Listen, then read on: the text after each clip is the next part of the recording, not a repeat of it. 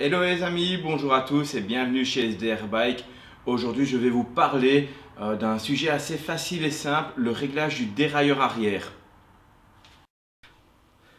Alors avant de commencer, quelques points importants à respecter. D'abord il faut une patte de dérailleur alignée par rapport à la roue. Je vais vous montrer après comment ce qu'on fait. Il faut des câbles et gaines en bon état. Plus c'est usé, au moins il y a de la précision. Il faut une transmission aussi en bon état, plus la chaîne et les pignons s'usent, au moins on aura de la précision. Donc ici on va d'abord commencer par contrôler cette fameuse patte de dérailleur. On a l'avantage, le vélo est neuf, donc on sait bien que tout ce qui est câble, pignon, chaîne est en très bon état, donc ça va faciliter le réglage. On va commencer, je vais vous expliquer, donc on démonte toujours le dérailleur. Pour avoir le plus facile, on le met dans les vitesses les plus petites, comme ça la chaîne est complètement détendue. Alors ici, je viens de monter ce fameux outil qui permet de contrôler la patte de dérailleur. C'est vraiment important. Si la patte de dérailleur n'est pas droite, jamais on aura un bon réglage. C'est vraiment le cœur du réglage pour un dérailleur. Donc c'est assez facile. On va contrôler chaque fois donc, le point haut. Donc je mets mon petit réglage ici au niveau de la jante et je regarde en bas si il arrive au même endroit. Si la patte est pliée, il y a un endroit où ça touchera la jante et l'autre endroit, il sera soit éloigné ou vous aurez même du mal à pouvoir le mettre. Si c'est le cas, il suffit simplement de prendre l'outil et de tirer un petit peu dessus, soit vers l'intérieur ou soit vers l'extérieur. Il faut y aller doucement pour ne pas la casser, mais c'est assez facile. Une fois que au niveau des 4 points, donc le point haut, le point bas et les deux extrémités de la roue sont correctes, votre réglage de dérailleur il est bon. Donc je le répète, on contrôle ici, en haut, en bas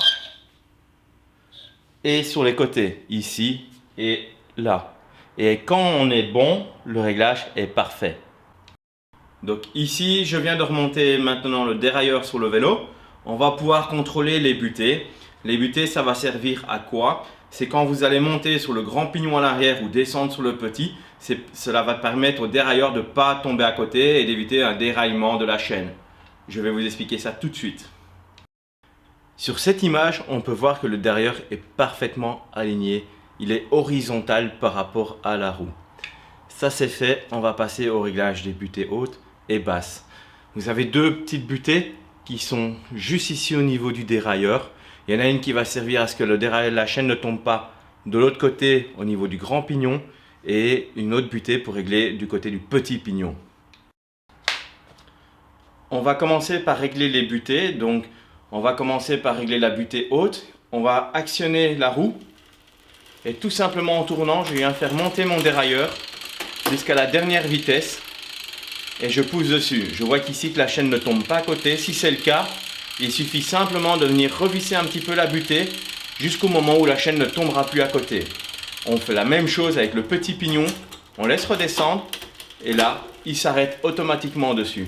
Si la chaîne tombe à côté ou si ça gratte un tout petit peu, il suffit de revisser la petite vis de butée. C'est simple.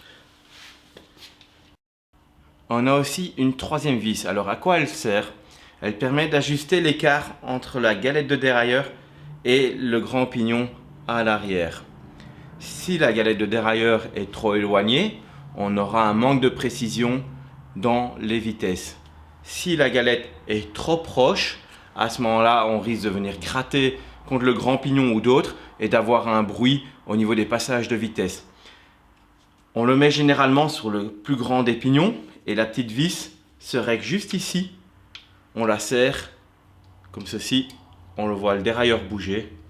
Attention que cette manipulation influence aussi sur la tension de la chaîne. On l'écarte, il ne faut pas être trop loin, comme ceci. Ça c'est parfait. Et là vous aurez un passage de vitesse au top.